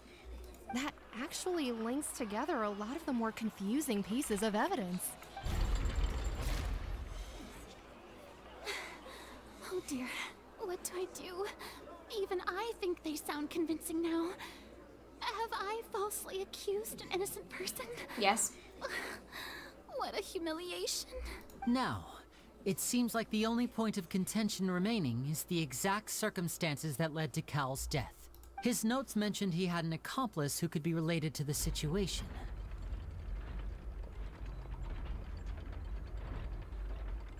On that note, the guards have just contacted me indicating that they uncovered new evidence. I shall now invite him on stage to share it with us. Thank you, Your Honor. We were just inspecting the luggage of the other people involved in this case, and we found an identical sample of the water from the Primordial Sea among Linny's personal effects. What?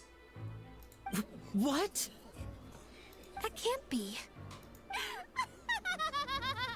Oh, I see. Well, how wonderfully comedic to have your own counterattack only to come back and wound you. Does this not clear all doubt? My dear citizens, my loyal audience, allow me to present my reasoning and bring this performance to a swift close. Begin refutation events in the tunnel. Linny did not need to take part in the dissolution of the young woman at all. Indeed, he did leave the scene via the vent. Having made modifications to the props beforehand, his accomplice Cowl then caused Halsey to vanish using the water from the Primordial Sea. But upon his return, in cruel avarice, Linny desired sole credit and prepared to do away with his partner in crime. Ultimately, he knocked Cowl out, and the tool meant to cover the crime up also became a murder weapon. Now, as much as I regret having come to such a viciously straightforward conclusion, it does seem that the famed Fatui is quite the cold-blooded and ruthless organization. Am I right, Mr. Linny? I freaking love this quest. The way that they have executed this whole trial situation, I love it. We've used up all the evidence we collected. There's no way for us to make a rebuttal here. Is this the end of the road? Nope. No way. Oh no. Paimon can't think of anything either. It doesn't look like there's any way around this. Seems using the water as new evidence was too good a move. Why did this have to happen now? I think we've all seen enough now. And we have ample witnesses to my flawless reasoning. Flawless. I believe this is indeed the finale. Now then, my good, noble Chief Justice, should we not, in your view, move... Excuse me, everyone, but I must interject. Miss, I must ask you not to shout, and to respect the ongoing legal proceedings. Oh, come on. Don't be hasty. I have a good reason for interrupting, you know.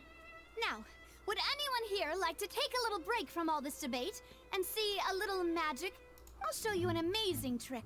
One that can bring a young woman who has disappeared back in the flesh, right before your very eyes. Please, do the honors, Mr. Linney, if you would be so kind. What in the world is she saying? No offense, miss, but miracles like that are beyond my scope as a magician. Come on now, don't be silly. Magic is all about misdirection, isn't it? It often conceals the truth while presenting a fascinating illusion. But once everyone believes the illusion, can't magic reveal the truth to them once again? And wouldn't such a trick be the most marvelous finale to today's performance?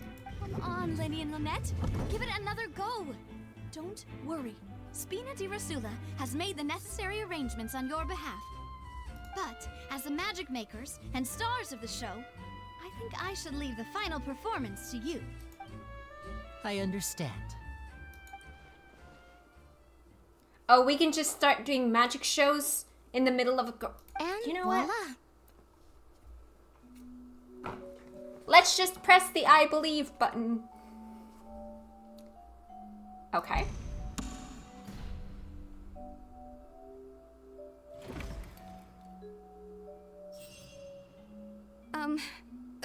Sorry for the interruption. Wait, isn't that Halsey? So the whole thing about people dissolving wasn't true after all? To be clear, I'm only here because this person told me that if I testified, the merit of doing so would lessen my sentence. I was hiding outside this room listening to the proceedings because I was afraid that I would be the one put on trial. I was just feeling happy that no one had noticed me, and then before I knew it, she caught me. That'll teach you to underestimate us three. Where should I begin? I'm sorry. I'm the one who killed Cowl. I admit it. What? Why? Firstly, my name isn't Halsey. It's Lillian, and I'm originally from Mondstadt. I heard that Linny's show was gonna be a real thriller, but I missed the chance to buy a ticket, so I stole one. That's how I make a living. I steal stuff here and there. And I'd never been caught before. But I was noticed at the harbor a few days ago, and I barely got away. Linny was the one who caught me in the act. Hey, no wonder you look familiar. So you were the thief. Oh! Liddy even mentioned that you were pretty skilled. Well, and I thought that would have been the end of it, but then the number selector chose me. He even mentioned the Fortress of Meripede. That's a prison, isn't it? So you can imagine how shocked I was. I thought he was on to me for sure. So I played along with the show while looking for an opening to flee, but then I got water poured on me for no reason, and then someone jumped into the tunnel to nab me. I wasn't going to take that lying down, so I knocked him out and stuffed him into the box. That's what I said earlier. Wait. I actually think I said it the other way around though. Because I was thinking, is the body... There was a lot of stuff going in my brain. There was nowhere to run from there though, so I had to change my clothes and hide in a box containing performance costumes. I slipped out after the first guard arrived at the scene and continued hiding inside the opera house. Can a person even hide in there? If they're a practiced hand at concealment, probably. A professional thief could make it work. But I swear, I didn't know that the water tank would fall down. Really, I swear it. So... Cowl was trying to target her, but failed. Had I known that, I wouldn't have put him in the magic box. I may be a thief, but I'm no killer. Well, I mean...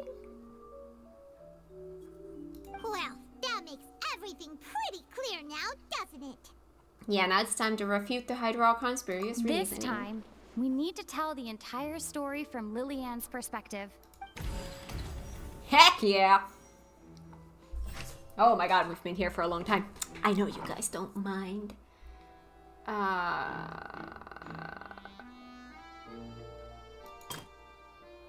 Halsey dissolved. Cowell planned to use the prepared apparatuses for the magic tricks to dissolve Halsey inside the magic box.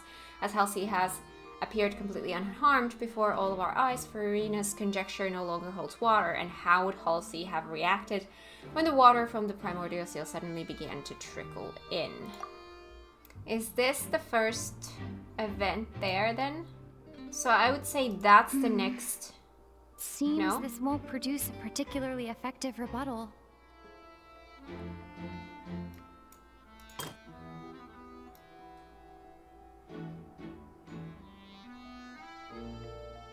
Or are we not changing this at all?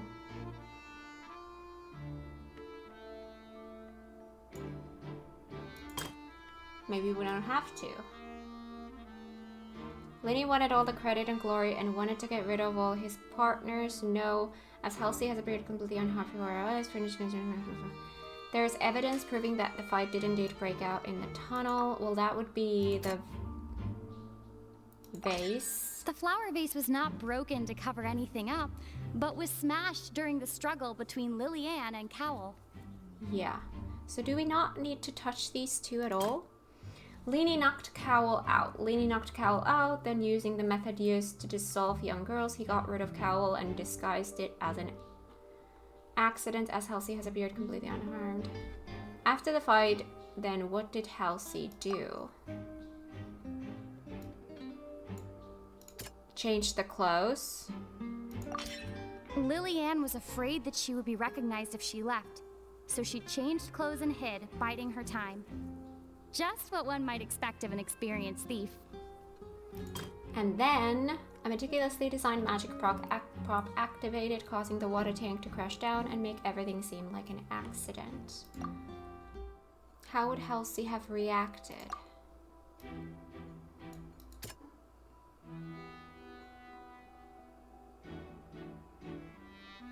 Oh, it's the thump. Oh. The strange sound wasn't from a fight. It was Lillian's attempt to break out when she was frightened. Okay, that makes sense. That's what I was missing. And it's Ace Detective Paimon time! Having been selected out of the blue, Lillian panicked. Her panic only intensified after she entered the tunnel and had water poured on her head. So she kicked the door open, producing the thud we all heard.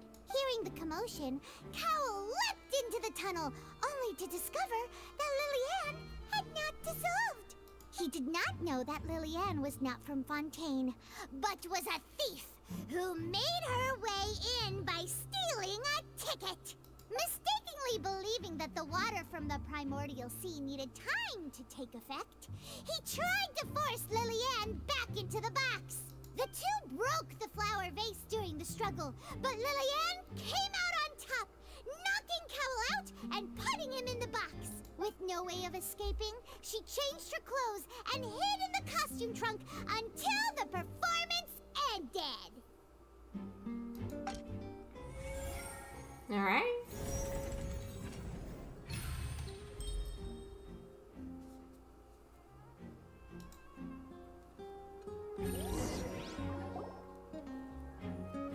She knew that she would have to go through guard inspection if she tried to leave afterward. So, she has been trapped in the Opera House these last 2 days. She must be hungry. She had already become desperately hungry by the time we were chatting over macarons. So, she swiped 2 of them right under our noses. Talk about a sneaky thief. Oh my god, that makes sense, but also, wow, that's impressive. At this point, all the events that happened in the tunnel have now come to light. Let's put that on auto. So that's the whole story. Bravo! Bravo! Now then, Lady Farina, do you wish to speak against the defense's statements? I Please answer the question, Lady Farina. Also, if I may add, the trial has not yet ended. As such, I request that the prosecution not leave the room before the proceedings have concluded. What? Are you reading my mind now? No. I have no further arguments. I admit defeat. But really, could you at least have left me with some dignity? Wow. Look at that. She's like a deflated balloon now. If there are no objections, then as the Chief Justice of Fontaine, I shall once again repeat the full sequence of events. The actual perpetrator of the serial disappearances, Cowell, selected his next victim from the audience reservation list. With some modifications to the selector, he could ensure that the pre-selected young woman would be chosen. To cover up any evidence while committing the deed, Cowell thought of allowing the water tank to fall, which would conceal the water left behind after the young woman was dissolved. He also tampered with the rope suspending the water tank, using the fireworks at the end of the performance to cause the tank to drop and hide the watermarks. He poured the water from the primordial sea into a balloon during the preparation of the magic box and stuck it to the box's lid. Finally, he passed the prepared hook on a rope through the gap in the magic box's door when bringing the young woman to said box. When the magic trick officially began, the box containing the woman was lowered into the tunnel, tightening the hook rope and bursting the balloon containing the water. If all had gone to plan, the young woman would be dissolved at this time. However, Lillian was not from Fontaine, and thus fled the box with a loud noise. Realizing that there was trouble, Cowell entered the tunnel and met Lillian. Thinking that the waters had not yet taken effect, he decided to proceed. However, his opponent was more capable than he thought, and he was overcome, knocked unconscious, and placed into the magic box, and thus became his own final victim. Lillian, according to her own statements, then changed clothes and hid until the performance ended, before hiding in other parts of the opera house. As for Linny, he was in the underground structures within the opera house, and was thus ignorant of these happenings. From this reconstruction of events, we can conclude that Linny, the accused, is in fact innocent. Yay! While there is much in Linny and Lillian's conduct that should still be investigated separately, this case, at least, can be handed over to the Oratrice to make the final decision.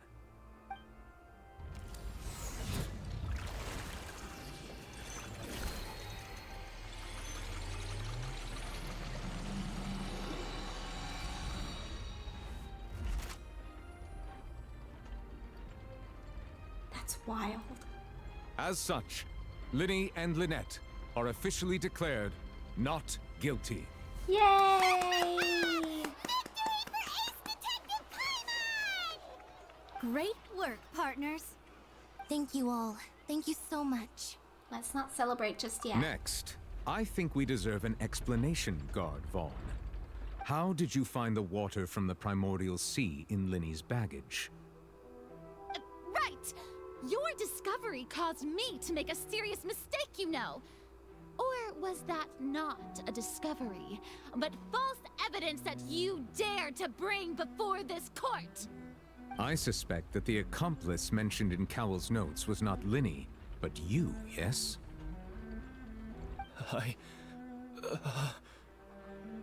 I'm sure you know what you must do to lessen your sentence. Speak quickly! Unless you want to earn yourself a one-way ticket to Coupon Town. Just a side note, I don't know how much my microphone picks it up, but it's raining outside, so if you hear like trickling in the background, I'm sorry, but yeah, it's raining. I was just following orders. We were supposed to place blame for the serial disappearances onto Linny, and thus cause suspicion to fall on the Fatui. The higher-ups said this was the best opportunity to do so. And now that your plan has fallen through, and the secrets of the water have been revealed, you have become a liability to said higher-ups, yes? Therefore, you would be wise to tell everything you know, and seek the protection of the guards. Yes, I'll tell you everything I know. Our boss discovered that the water can cause people to dissolve. It can also be made into a potion, which when extremely diluted, can cause people to experience unforgettable exhilaration. I'll come back to that in a second. They can dissolve people. Is that... how would I phrase this? Is that temporary? Like, can that be reversed? Or is it like you're essentially killing these people?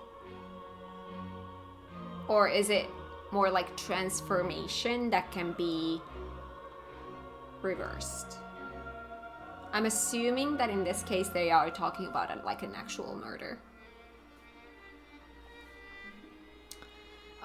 It can also be made into a potion, which when extremely diluted can cause people to experience unforgettable exhilaration. So like drugs.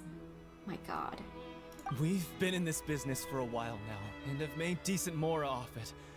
The disappearances were also the boss's idea. I mean, this is the boss we're talking about. The...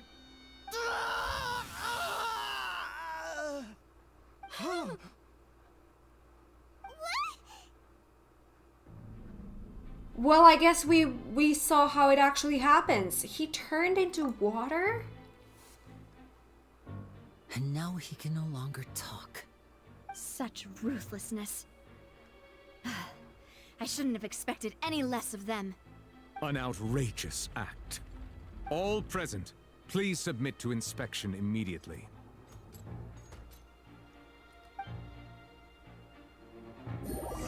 However, nothing is found on the scene apart from the liquid left behind after Vaughn dissolved.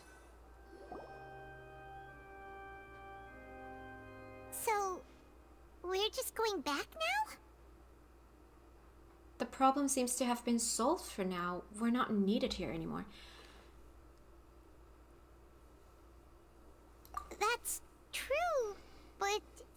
Traveler, Paimon, please wait. What is it? Lenny... I know you may not want to speak to me right now. Maybe you don't even want to look at me. But still, let me thank you again for defending me to the end. Even after you learned that I'm a member of the Fatui. I just didn't wish to see anyone be falsely accused. I just wanted to be sure that we're square. I guess. But regardless, I'd like the opportunity to set things straight. I didn't approach you with any ulterior motives or ill intent. I've spoken to you as myself, just plain Linny this entire time. As for why I'm a Fatus, it's because the goals of the House of the Hearth align with those of an orphan like me. That's all. That was how Father, who you might know as the Knave, approached recruiting us back then too. The Knave? The one who controls the House of the Hearth? She's your father? She's your father? That's right. And since we're here, I was wondering, would you mind hearing a story? It's about my past. Back when our parents first died, Lynette and I were left wandering the streets. To survive, I took to surreptitiously observing an older street performer who did magic. It took me several days to figure out how he pulled off his amazing tricks. I took my sister through several streets until we found a crowded corner, and we began to perform magic tricks there. To my surprise, we proved to be pretty popular, and we could at least stop worrying about where our next meal would come from for a time. But I didn't want my sister to remain a street rat together with me forever. Before long, an aristocrat came to me and claimed that he wished to take us in after watching my performances. So you went from orphans to nobility just like that? That was how we felt at first too. As if fate was on our side and we could say goodbye to those painful days. But I gradually discovered that while we were called foster children, he was really after my talent for magic tricks. He would constantly take me to all sorts of banquets to garner attention, which he would then use to expand his social circles. That doesn't seem too bad either. Better than roaming the streets at any rate. Yeah, but no. It took a while for me to realize just how dark his heart really was. After one particular performance at a banquet, I discovered that Lynette was not on the same return vehicle as me. I waited a long time after we returned home, but she did not come back. I went to that noble's bedroom and asked him about her whereabouts. The answer he gave me was, she caught the eye of the most eminent person at the banquet, so I sent her over as a gift. I mean, you'll be able to perform your magic regardless of who your assistant is, yes? Oh no. So he was gonna... But wouldn't Fontaine's laws deal with such people? As far as outsiders are concerned, this is a relationship akin to adoption or foster care, and they have their ways of escaping the eye of the law. So what happened after that? I managed to ferret out the location of the mansion of that so-called eminent person and hurried through the night. But by the time I leaped over the walls, avoided the guards, and made my way in, all I saw was the moonlit ground covered in blood, and the knave standing there in the darkness. So, she'd already taken care of that guy. That's right. She had rescued my sister before she could come to any harm, and had even discovered several girls hidden in a basement, all of them orphans. Father, I mean, the knave, might have seen something in me, and so she made me an offer. The House of the Hearth welcomes you, for your interests align with ours. Here, none will ever betray you. Indeed, betrayal shall never be permitted here. I was hesitant to trust her. I mean, I had just been betrayed by nobles. But she was also quick to destroy the noble who had taken us in at first, giving us back our freedom. Oh, so that's how the two of you joined the House of the Hearth. That's all in the past, though. The knave is after the Gnosis, isn't she? She has her own plans. She has gained permission from the Tsaritsa to first use the Gnosis's power when she obtains it. She plans to use it to find a way to break the prophecy and save Fontaine. So, she believes in that prophecy too? That's right. The whole House of the Hearth is currently working to combat that crisis. Today's case has also proven that people from Fontaine can indeed dissolve into some sort of water, thus further supporting the prophecy. Everyone at Hotel Bouffe d'été, including the knave, has their roots in Fontaine, and we will always defend our homeland. To us orphans, the only connection we have left to this world, apart from our family, is our homeland. So, from small deeds like distributing magic pockets to huge schemes like stealing a Gnosis, everything is aimed at dealing with that prophecy. I'm sorry, but I still can't completely trust you. It's all right. I understand. The only thing I can do is relate all this to you. I just hope you can understand that even as a member of the House, I have never stopped making my own decisions, and that I believe what I'm doing is right. If you should need anything at all in the future, feel free to find me. I will do my best to help you, as plain Linny. I understand.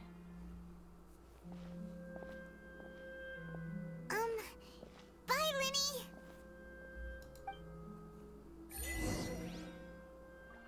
Higher. We need to go higher. Oh. How do we get higher? Oh. Oh, yeah, from here. Oh, this is where we need to go.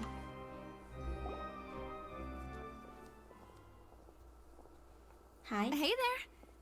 What was with the disappearing act you pulled right as the trial ended? Were you looking for us, Navia? Well, this whole thing isn't exactly over, is it? I do feel that we're getting closer to solving the serial disappearances case, though. Don't you think so, too? Well, I'm sorry, Navia. Huh? What's wrong, my dear partner? Yo, I'm out.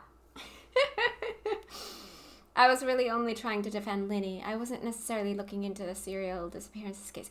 Oh, come on! That's what I'm interested in! Let's do it! Besides, are you sure we're the ones who can crack a case that's been cold for decades now? And given that there's new evidence from the trial, there should be a trail of breadcrumbs for the Hydro Archon's people to follow now, right? Ah. Wow, the lighting changed here. I see. Well, I won't lie. I'm a little shocked to hear that from you. But I suppose you are just travelers who have only arrived in Fontaine after all. Sorry. I might have been too presumptuous. Don't say that, Navia. Ah, and we were having so much fun investigating with you, too. It was like having new waters flowing into a stagnant mire, causing new hope to spring forth, and the reflection in the murk to become clearer. Sorry about that. I'm a bit prone to nostalgia. Don't mind me. Wait, shall we have a farewell meal? You know, to commemorate our time as partners? Huh? Do we really need to get that formal? Well, guess you really did treat us as partners, huh? Well, I'd just like to have a proper ending to every important memory. That way there are no regrets later. Anyway, it would just be a meal, so it shouldn't take up too much of your time. That's a joke coming from this game.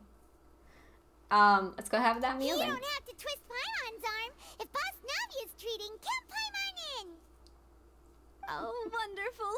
In that case, why don't we return to the court of Fontaine and head to the Hotel de Boer? I believe we'll make it just in time for dinner. All right then, let's have our farewell meal. Whoo! Quest completed. Wow.